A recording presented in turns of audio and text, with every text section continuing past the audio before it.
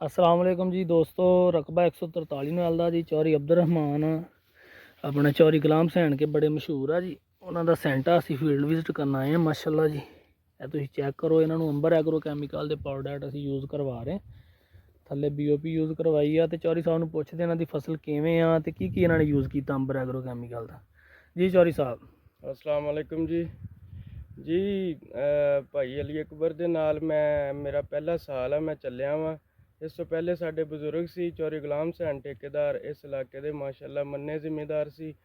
ਉਹ ਵਫਾਤ ਪਾ ਗਏ। ਉਹਨਾਂ ਤੋਂ ਬਾਅਦ ਮੈਂ ਇਹਨਾਂ ਦੇ ਨਾਲ ਫਸਟ ਮੇਰਾ ਸਾਲ ਹੈ ਜੇ ਆਲੂਆਂ ਦਾ। ਤੇ ਮਾਸ਼ਾਅੱਲਾ ਇਹਨਾਂ ਨੇ ਮੈਨੂੰ ਅੰਬਰ ਐਗਰੋ ਕੈਮੀਕਲ ਦੇ ਪ੍ਰੋਡਕਟ ਇਸਤੇਮਾਲ ਕਰਾਏ ਨੇ ਤੇ ਉਹਨਾਂ ਦਾ ਮਾਸ਼ਾਅੱਲਾ ਮੈਨੂੰ 100% ਰਿਜ਼ਲਟ ਮਿਲਿਆ। मेरे आलूआं दी फसल माशाल्लाह बहुत बेहतरीन अलहमदुलिल्लाह खड़ी आ।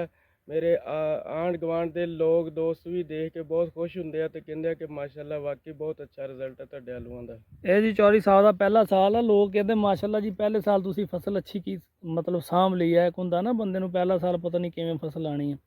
ਇਹਨਾਂ ਨੂੰ ਜੀ ਥੱਲੇ ਅਸੀਂ DAP ਦੇ ਨਾਲ ਹੁਰਮ BOP ਯੂਜ਼ ਕਰਵਾਈ ਆ। ਦੋ ਬੈਗ, ਇੱਕ ਬੈਗ DAP, ਦੋ ਆਪਣੇ ਯੂਜ਼ ਕਰਵਾਏ ਆ BOP ਦੇ ਜੀ। ਉਸ ਤੋਂ ਬਾਅਦ ਅੰਬਰ ਐਗਰੋ ਕੈਮੀਕਲ ਦਾ ਸਲਫਰ ਸਾਰੇ ਪ੍ਰੋਡਕਟ ਤੇ ਗੰਦਲ ਤੋਂ ਲੈ ਕੇ ਉੱਪਰ ਤੱਕ ਅਲਹਮਦੁਲਿਲਾ ਸਾਰੇ ਦੋਸਤ ਦੇਖ ਸਕਦੇ ਆ ਪਲਾਟ ਜੀ। ਮਾਸ਼ਾਅੱਲਾ ਜ਼ਬਰਦਸਤ ਲੁੱਕ ਦੇ ਵਿੱਚ ਸੈਂਟਾ ਵੈਰਾਈਟੀ ਆ ਜੀ। ਮਾਸ਼ਾਅੱਲਾ ਜੀ ਅੱਲਾਹ ਤਾਲਾ ਖੈਰੋ ਬਰਕਤ ਪਾਵੇ ਇਹਦੇ ਵਿੱਚ ਤੇ ਆਊਟ ਕਲਾਸ ਮਤਲਬ ਰਿਜ਼ਲਟ ਆ ਜੀ ਅੰਬਰ ਐਗਰੋ ਕੈਮੀਕਲ ਦੇ। ਬਾਕੀ ਚੌਰੀ ਸਾਹਿਬ ਪ੍ਰੋਡਕਟ ਪ੍ਰਾਈਸ ਵਾਈਜ਼ ਕਿਵੇਂ ਆ?